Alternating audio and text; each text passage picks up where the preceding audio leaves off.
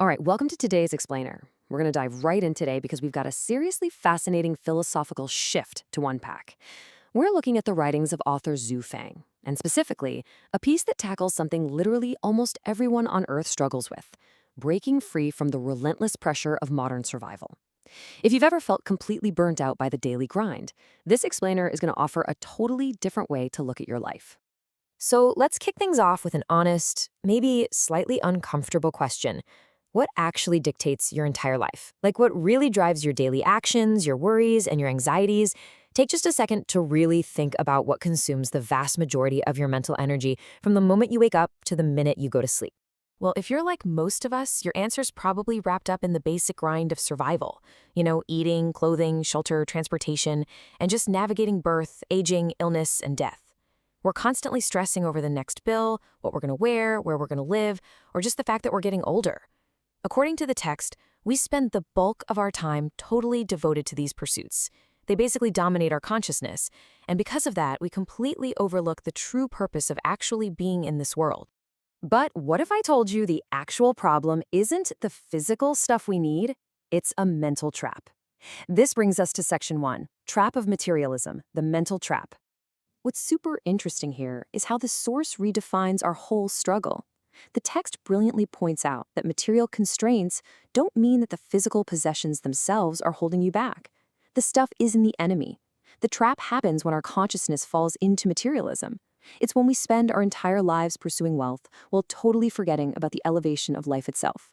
Like, obviously we have physical bodies, so for sure we need to eat. But eating isn't the purpose of life. If you spend your days obsessing over what to eat, working solely to get food, you're bound by food. If your mind is consumed with earning a paycheck, you're bound by money. Ultimately, whatever we revolve around, we're bound by. Okay, so how do we actually break out of that orbit? Let's get into section 2, a celestial being, defining true freedom. According to Xu Feng, reaching a state where you just aren't bound by these material concerns anymore makes you what he calls a celestial being. A celestial being is completely free from the troubles, the pains, the worries, and the fears associated with eating, shelter, aging, the whole shebang.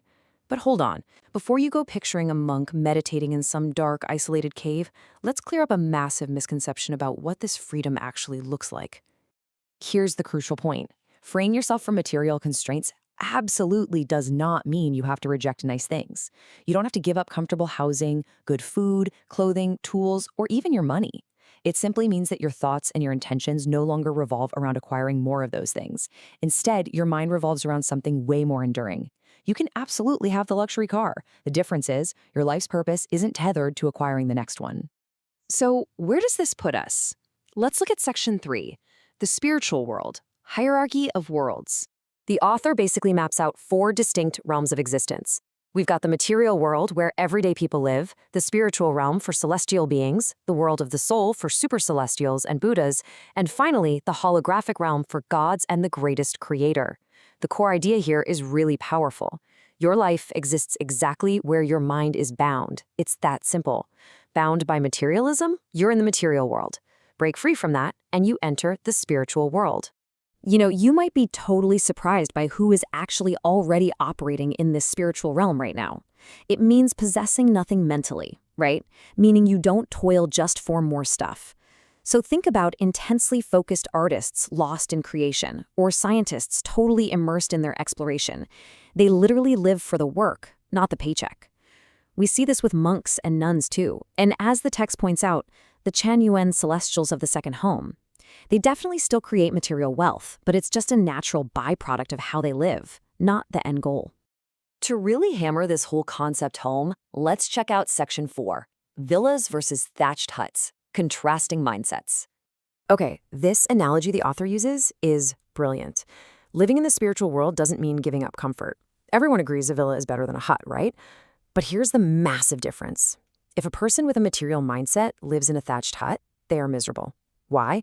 Because society admires villas and looks down on huts. They're agonizing over societal pressure, how they'll find a partner or raise kids with that status. But a person with a spiritual mindset living in that exact same thatched hut, complete peace. They feel zero worry because they are totally untethered from society's material judgments.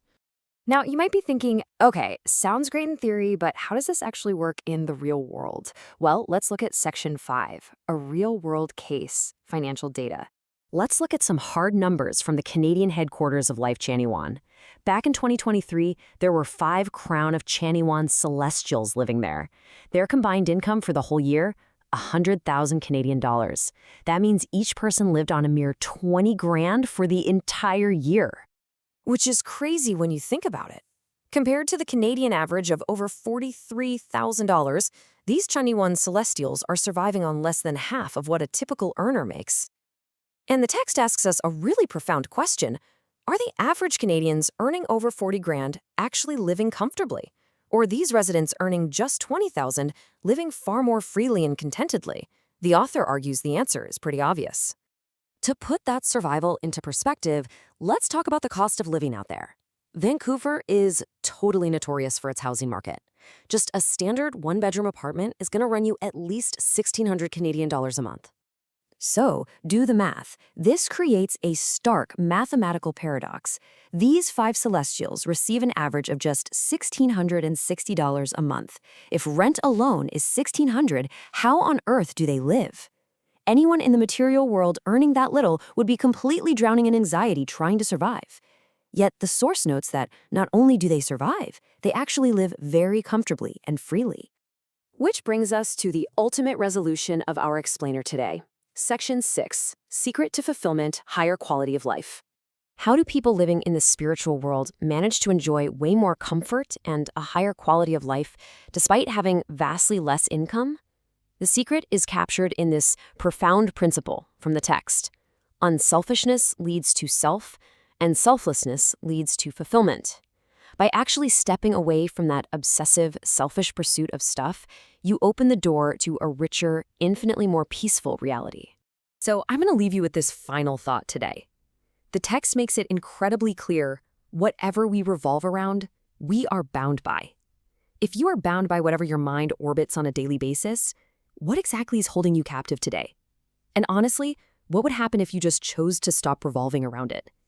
Thank you so much for joining me on this explainer, and I really hope this sparks some deep reflection on where your true freedom lies.